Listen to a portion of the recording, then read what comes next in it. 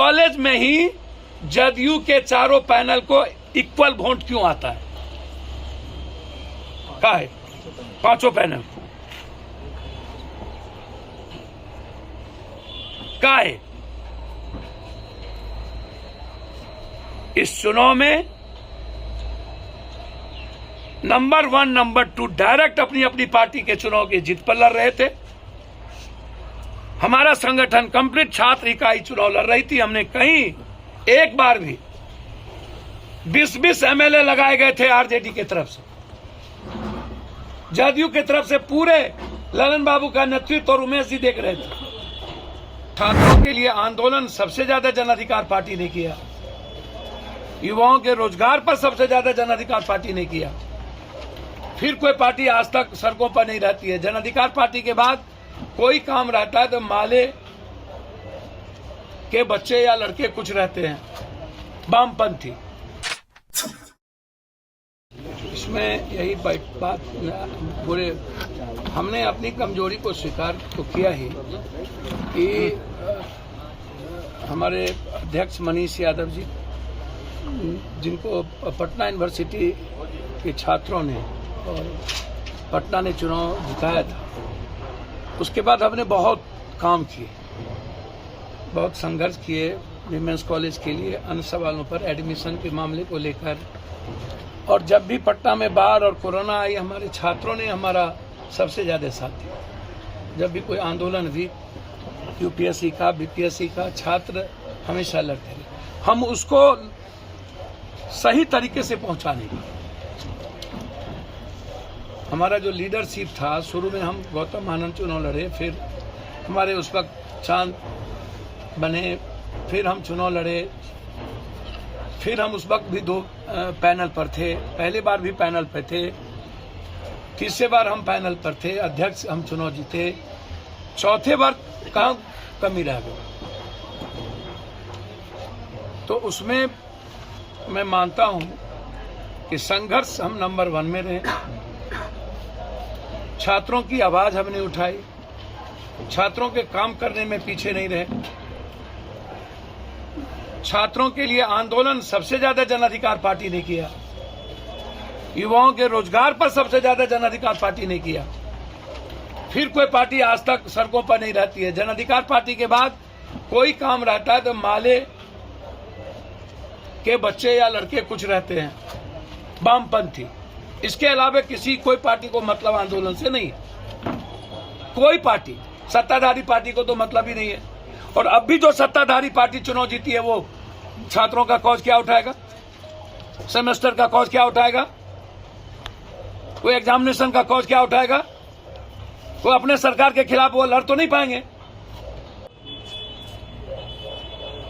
Central university तो इसको तब भी बन जाना चाहिए जब यूपीए की सरकार थी। सच में यूपीए की सरकार में हम सेंट्रल यूनिवर्सिटी क्यों नहीं बना पाए?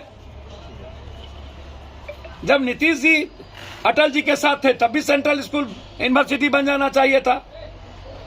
सेंट्रल यूनिवर्सिटी पटना बनेगा ही पप्पू यादव से। एक यूनिवर्सिटी नहीं बनेगी। जिस दिन हम आएंगे सरकार में, सबसे पहला निर्णय होगा मेरा पटना यूनिवर्सिटी को सेंट्रल यूनिवर्सिटी बनाकर भारत का नंबर 1 बनाना। और हम 2 यूनिवर्सिटी बनाएंगे बिहार में, सेंट्रल यूनिवर्सिटी। आपको मैं बता दूं,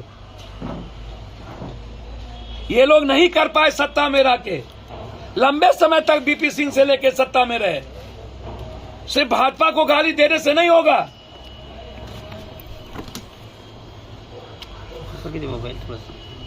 ये लड़ेंगे क्या? और दूसरी बात,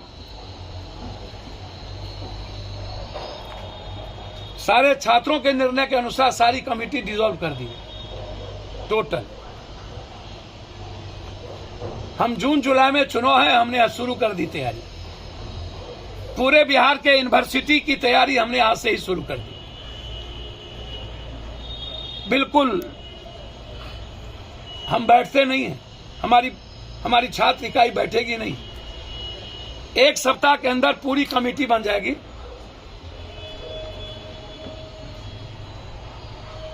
नैतिकता का बेमिसाल हमारे प्रदेश अध्यक्ष ने कायम किया। उन्होंने इस्तीफा दिया। लेकिन ये चुनाव